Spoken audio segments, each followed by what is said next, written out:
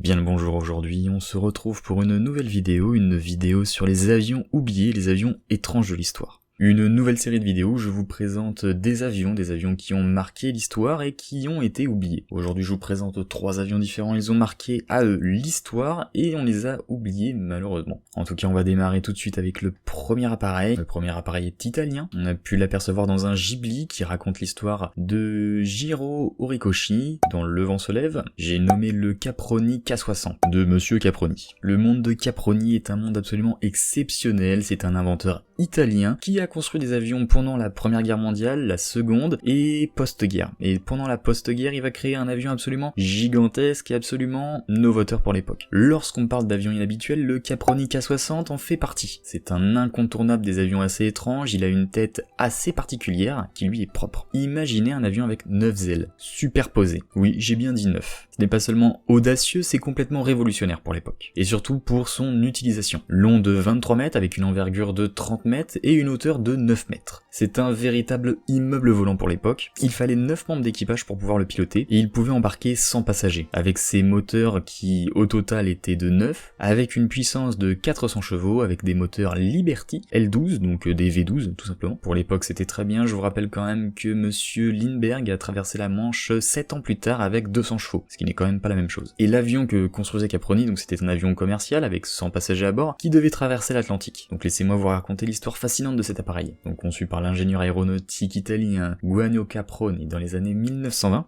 le K60 avait pour objectif justement de faire des voyages longue portée, c'est-à-dire transatlantique ou je sais pas, Angleterre-Russie par exemple. Donc c'est une chose totalement inédite pour l'époque et surtout très avant-gardiste car eh bien il avait déjà une capacité de 100 passagers pour faire une traversée de l'Atlantique. Ce qui n'avait jamais été tenté, ce qui était à l'époque totalement fou. Et c'est ça qui était révolutionnaire. Et malheureusement, la suite de son concept a prouvé que le voyage transatlantique avec de nombreux passagers à bord ne pouvait pas être effectué tout de suite. La construction de l'avion a commencé en 1920 et s'est terminée vers 1921. Et justement en 1921, il y a eu les premiers essais. Le premier essai a été fait par un pilote d'essai et il y a eu un problème de bastingage et donc un problème d'équilibrage des masses. De plus, les moteurs étaient fixés à l'arrière, ce qui créait une configuration à double fuselage. Il était également équipé de flotteurs pour l'amérissage car c'était un hydravion. C'est ici que l'histoire prend un tournant tragique. L'unique prototype a décollé le 4 mai 1921 et le 4 mai 1921 un terrible accident eut lieu et les journaux titrent un accident touchant l'hydravion. Alors que l'appareil de Caproni prenait pour la toute première fois la direction du ciel, à cause d'une erreur de bastingage, et bien malheureusement l'appareil est déséquilibré par le poids qui était mis au mauvais endroit et se sépare en deux. Il atteindra quand même un vol de 18 mètres, ce qui fait 16 pieds d'altitude avant de se casser la figure dans l'eau. Endommagé, l'appareil va être mis dans les hangars de Caproni pour être réparé, mais malheureusement à la suite d'un incendie sur le chantier, l'appareil va être laissé à l'abandon et ne sera pas réparé ni reconstruit. L'accident du K60 a marqué la fin d'un projet. Malgré son échec, Guy Caproni a conçu et travaillé sur de nombreux projets aéronautiques couronnés de succès, contribuant ainsi à l'industrie aéronautique italienne. Il a surtout construit des excellents appareils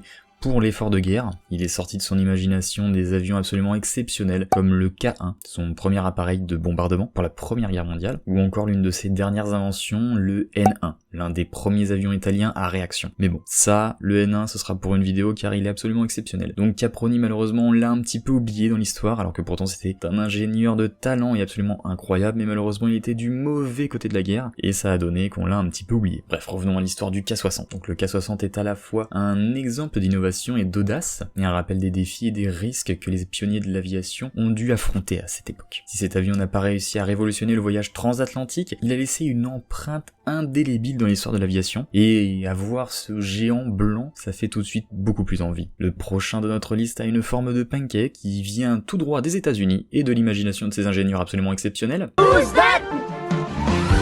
Et oui, on va parler du V173. Le Vogue V173, surnommé Fly Pancakes, cette incroyable invention aéronautique a marqué son époque. Et nous allons plonger dans cette histoire fantastique. Pour commencer, l'importance du Fly Pancake, il est essentiel de se replonger dans les années 30 et 40, et oui, à cette époque, l'armée américaine avait un objectif, faire des avions qui décollent de courte portée. Le Fly Pancakes, justement, avait cet objectif-là et avait cette principale caractéristique avec un taux de décollage pratiquement stationnaire. Tout simplement parce que l'armée américaine concevait des porte-avions, et ces porte-avions avaient des ponts très courts, et par exemple les bombardiers ne pouvaient pas atterrir, ou les simples appareils conçus par l'armée américaine ne pouvaient pas atterrir sur ces bombardiers, et donc le Flypunk X ou le V-173 était conçu exclusivement pour aller sur ces porte-avions et pour décoller très rapidement. C'est dans ce contexte que la firme Vong Aircraft Industries a entrepris la construction du Flypunk X et a repoussé les limites de la conception aéronautique. Ils ont imaginé un avion et un appareil au design absolument incroyable, un design circulaire et des ailes circulaires, c'était du jamais vu. Ce design avait pour objectif de résoudre les problèmes de décollage court sur les porte-avions. Le premier vol du Flypunk X a eu lieu le 23 novembre 1942 avec un pilote d'essai, chef Vong Boon, dit-on. Désolé pour la prononciation, mais ça doit pas être ça. Le problème le plus significatif de cet avion concernait la boîte de vitesse, ce complexe qui acheminait la puissance du moteur vers ces deux longs arbres d'hélice. La boîte produisait des vibrations qui au sol ne permettaient pas de décoller. Ils vont d'ailleurs perdre plusieurs mois à réparer ce système pour pouvoir décoller en sécurité. En plus de cela, cela a contribué que l'avion soit beaucoup trop lourd malgré son poids naturel assez léger. Il est aussi lourd pendant les manœuvres. De plus, les pilotes d'essai disaient que les cockpits étaient vraiment très mal faits sur cet avion et qu'ils ne pouvaient pas accéder visuellement aux panneaux de commande au décollage et à l'atterrissage, ce qui entraînait parfois quelques petits incidents. De plus, le confort était médiocre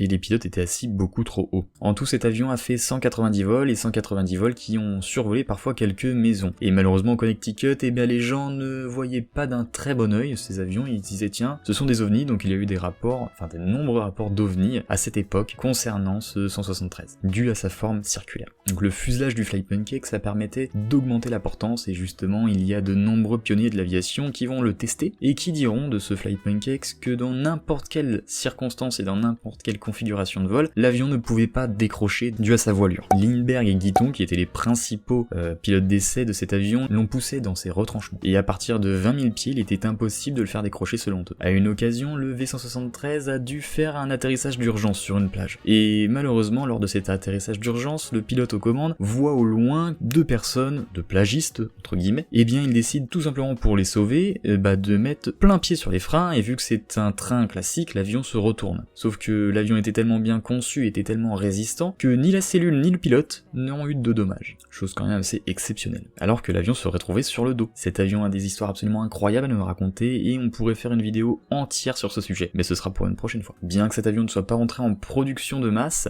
son impact sur l'industrie aéronautique a été assez marquante. Les idées et l'innovation développées pour ce projet ont influencé le futur de l'aviation, notamment pour les avions à décollage vertical, du fait qu'il avait beaucoup de mal à décrocher. Cela a donné quelques idées aux ingénieurs.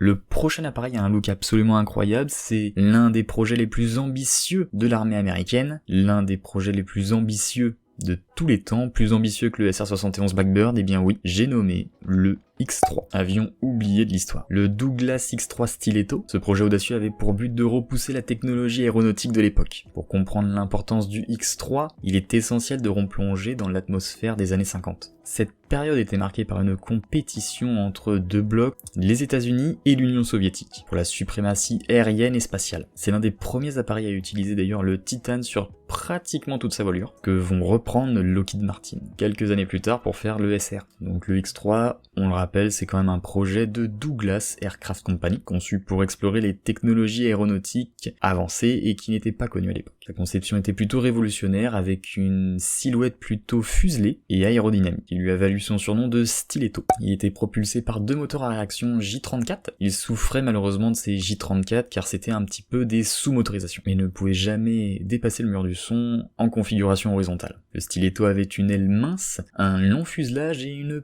petite taille. Ces ailes minces étaient conçues pour des vols à haute altitude et pour aussi des vols à très haute vitesse. Il était équipé d'entrées d'air supersoniques pour la propulsion. L'avion devait être capable d'atteindre des vitesses supersoniques, mais malheureusement il ne le fera jamais en configuration horizontale. C'était une ambition audacieuse pour cette époque. Comme vous avez pu le voir, c'est aussi le petit frère direct du F-104, le faiseur de veuves, utilisé principalement par les Allemands, et il était vraiment très très dangereux. Cependant, le X-3 était confronté à de nombreux défis technologiques, et bien oui, ses ailes étaient très minces, rendaient le conduit contrôle à haute vitesse difficile, et il n'avait jamais atteint la vitesse du son en configuration horizontale comme je vous l'ai dit. Malgré ces nombreux problèmes, le projet a permis de recueillir de nombreuses données cruciales pour la recherche aéronautique et pour aussi la recherche sur le subsonique et le supersonique. La construction du X3 a débuté en 52 et le premier vol d'essai a eu lieu en 54. Les tests ont permis de recueillir des informations cruciales sur les performances de l'avion. Il a été également mis en lumière les limitations de sa conception. En 54, il y a eu une histoire absolument incroyable. Le 27 octobre 1954, Kyle Walker, un pilote d'essai, va effectuer un test pour repousser les limites de l'appareil. C'est le texte le plus dangereux et le plus fou que je n'ai jamais lu.